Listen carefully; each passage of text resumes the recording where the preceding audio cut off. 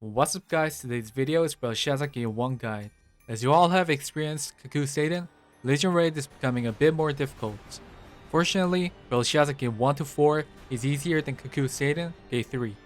You'll be fine if you get experience, so there's no need to worry about it. Let's check 2 basic terms you must know before we move on. First, remembering positions. Party 1 should remember their party number times 3, Party 2 should remember their party number times 3 plus 1. These positions will be used during the save zone mechanic. I'll explain it during the main pattern. Second, battle items. In Game 1, battle items you should take is different depending on your party. If you're the first party, Panacea or Sacred Charm, Potion, Destruction Bomb, and Whirlwind Grenades. If you're the second party, Panacea or Sacred Charm, Potion, Sleep Bomb, and the grenades between Whirlwind, Flash, and Frost. Plus, every player must take at least one counterattack skill to safely clear Game 1. This includes classes that don't use counterattack skills as well. Let's move on. When you first enter Game 1, each party will split up to 2 teams. Then each team, total of 4 teams, will enter a room with 1 creature and a statue. There are a total of 4 rooms in total, and each of them has a name: Sadness, Despair, Rage, and Corrosion. 2 teams from the first party will face Sadness or Despair. 2 teams from the second party will face Rage or Corrosion. Team's goal is to kill the creature that has a shield as fast as possible. In order to kill the creature, you must break the shield first. Each room has a specific method to do it. Sadness. Destruction is a key. Throw your destruction bomb and use skills that have a destruction effect on the creature. Soon shield will break, and you'll be able to kill it. One important thing you must watch out is the purple marble that statue summons. Purple marble follows one player nearby for around 10 seconds and disappears. If a player contacts the marble, it gives a massive damage to all 8 players. Therefore, one player must dribble the marble and another player should kill the creature. Despair. Kill small monsters. If you look below the creature's HP, there's a total of 25 stacks. When you kill small monsters that spawn, stacks get lower. If the stack reaches 0, shield breaks. One important thing you must watch out is staggering the statue. Periodically, stagger bar appears below the statue. If stagger fails, a members get fear, so you must stagger the statue. Rage. Number of hits is a key. Hit the creature many times as possible. It's better to use skills that hit the mob many times. Keep hitting, and shield will break. One thing you should be careful is rage debuff. Constantly, the statue gives players rage debuff, which increases damage intake. It can stack up the weight, but players cannot resist it when it gets over 5 stacks. To erase debuff, you must stagger the statue. Unlike Despair, stagger rate is really high, so stagger half of the statue as soon as you enter the room. If rage debuff stacks up to 4, quickly stagger the half that's remaining. Corrosion. Stagger the creature. Shield breaks as you stagger the creature. One thing you should watch out is darkness debuff. Periodically, the statue charges power and purple fog appears around the statue. When the fog appears, you must stop the statue by using CC. If you don't have a CC, take turns to throw battle items. For common patterns inside the room, floor explosion. Red and purple floor gives you massive damage and knocks you off. Between purple fields, there's one gold zone that gives you breath of light buff. This buff increases your DPS and lowers your damage intake. Amazing buff, but it's not a must. If gold zone is too far, just step on regular floors. When all 4 creatures are defeated by players, party members join their party and second round begins. 4 members in first party will fight the boss with hammer, and 4 members in second party will fight the boss with bow. Party's goal is to kill the boss at the same time. If you don't, one of them revives with a bit of HP. Going in, members gather up at 12 and party leader must use Thyrain to break the armor that bosses have. Just like Bottom, parties must break the armor to quickly kill the boss. Important note here is that party leader must hit 2 bosses with 1 Thyrain. To give you a small tip, party leader should watch the minimap to know where the boss is. It will help you to find the boss behind the wall. Also, others should gather at 12 before Thyrain. When 7 players gather at 12, 2 bosses are closer than ever, and it increases chance of both getting hit. After that, kill 2 bosses at the same time.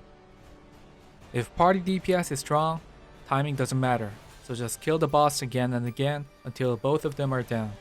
If you successfully kill the boss, the wall disappears and two bosses confuse into a chimera. Hammer is front and bow is back. At 85, one-man safe zone pattern begins. The boss moves to a center and two yellow dots appear at the map. Soon, one-man safe zone comes out and a player can survive if they get inside the zone. However, safe zone only allows one player, and next safe zone appears only when safe zones are full. This is why we decided our positions before the game. Order of safe zone is 612, 39, 612, 39. First party must run into their number times 3 positions as soon as the boss moves to a center. 6 and 12 get in quick, then 3 and 9. If first party got in, next safe zones appear. This time yellow zones come out close to former safe zones, so second party should be ready at their number time 3+1 positions. Soon, safe zones will come out and left players should quickly get inside the safe zone.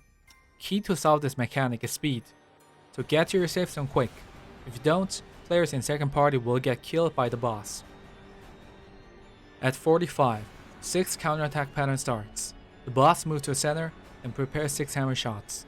At that moment, creatures that summon small monsters spawn at 3, 6, 9, and 12.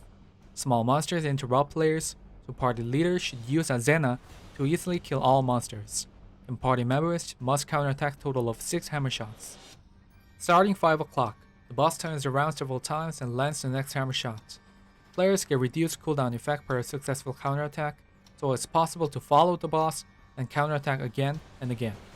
However, it's inefficient for all members to follow the boss, so I'll introduce a famous method people use in KR. Party 1 left, party 2 right. When it's left, party 1 takes care of it. When it's right, party 2 takes care of it. Benefit of this method is that another party can help if one side fails. To give you a small tip, counterattack the boss when the hammer is about to reach the top. You'll be late when you use your counter skill after seeing the blue effect. Now.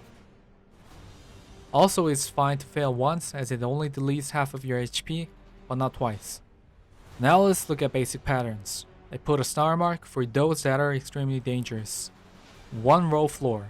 Floor is in 1 row, moves on and on. Dodge the floor as it knocks you off. 1 safe zone floor. Similar with 1 row floor, there is 1 safe zone. Easier than 1 row floor. Zigzag floor. Floors appear in a zigzag shape. It also knocks you off. Purple floor. If someone stands on summoned purple floor or the boss stamps at purple floor, exploding field spread in cross shape. Red floor. If someone stands on summoned red floor or the boss stamps a red zone, exploding field spread in X shape. Death floor. If red or purple floors are neglected for a long period, they turn dark. And this dark floor immediately deletes player's HP, so you must watch out. If you're dead without a notice in gate 1, it's 90% death floor. Rush. The boss rushes forward. 3 hammer stamps. The boss stamps front for 3 times. 1 hammer stamp. The boss stamps front once and lightning comes out. Right and left, spear attack. The boss pokes the ground and attacks left and right with a spear. Front and back shift. The boss instantly switches front and back and attacks. Head to right or left side of the boss. Front jump. The boss jumps forward and stamps the ground. Soon ground explodes and gives big damage. Watch the ground explode and start attacking. Back jump. The boss shows laser in 7 direction and jumps backward. Plus he throws a spear toward an aggro player. Spear shot hurts a lot, so watch out. Big slash and arrow. The boss stamps the ground and slashes in large circle. Right after the slash, the boss shoots 3 arrows to the sky that follow several players. Clockwise laser. The boss shoots laser and spins clockwise. This laser also deletes your HP. Shooting arrow. The boss shoots arrows in sector form. Death Kaluda. The boss shoots an arrow toward magic portal and trajectory line appears like Death Kaluda. Get away from the trajectory line. Arrow flower. The boss shoots arrows in flower shape. Easy to dodge.